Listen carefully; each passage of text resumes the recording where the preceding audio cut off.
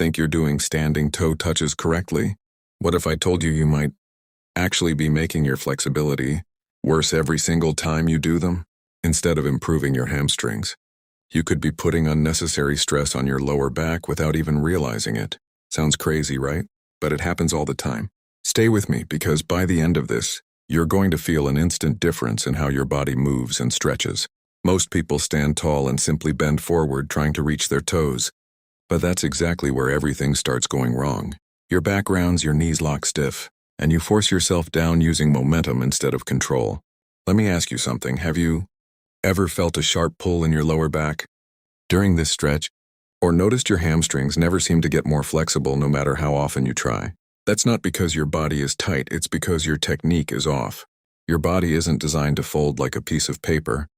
It's designed to hinge like a door, and if you ignore that simple idea, you end up training the wrong muscles the wrong way. Before I show you the correct method, you need to understand one powerful concept.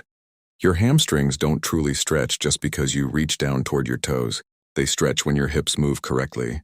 Most people are focused on one thing only: touching their toes, but your toes are not the goal. That's your first light bulb moment. The real goal is controlled movement. Think of your body like a crane machine. If the base is unstable, the arm won't move properly. Your hips are that base, and if they don't move the way they should, your lower back ends up taking all the pressure. Now let's fix this step by step. Stand tall with your feet about hip width apart. Not too wide, not too narrow. Keep your knees slightly bent like soft shock absorbers, not locked straight. Now gently engage your core, like you're preparing for a light punch, not too tight. Just active enough to support your spine. Here comes the most important part. Push your hips back, not down. This is where almost everyone makes a mistake. As your hips move back, your chest naturally comes forward, and your body lowers in a controlled way. Instead of collapsing toward the floor, you're guiding your body down with intention. Notice how different that feels. Your spine stays more neutral. Your hamstrings begin to stretch naturally, and there's far less strain on your lower back. This is the shift from random stretching to controlled mobility. The wrong way looks rushed and forced, rounded spine, jerky movement, and hands reaching desperately for the toes. The right way looks smooth and controlled, hips moving back, spine stable, and the stretch happening exactly where it should.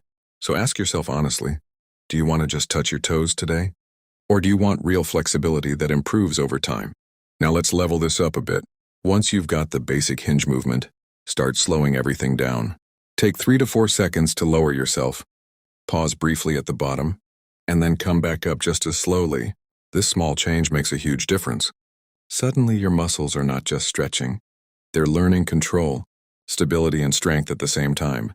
And that's what creates lasting flexibility, not quick forced movements. Another powerful upgrade is your breathing. As you hinge downward, slowly exhale and let your body relax into the movement. At the bottom, don't force anything. Just hold the position and breathe. Then as you come back up, inhale and stay in control. Your breath acts like a signal to your nervous system, telling your body it's safe to release tension. Think of it like gently loosening a tight knot instead of aggressively pulling on it. One method creates long-term change, the other just creates discomfort. If you really want to master this exercise, remove the pressure of touching your toes completely. Instead, place your hands lightly on your thighs and practice the hip hinge first. Focus only on pushing your hips back and keeping your movement controlled. This trains your body to move correctly without distractions. And here's the interesting part. Once your movement improves, you'll naturally start reaching lower without even trying. That's when you know your flexibility is actually improving. As you progress, you can add small advanced tweaks. Try keeping your neck aligned with your spine instead of letting it hang loose. Imagine holding a straight line from your head to your hips.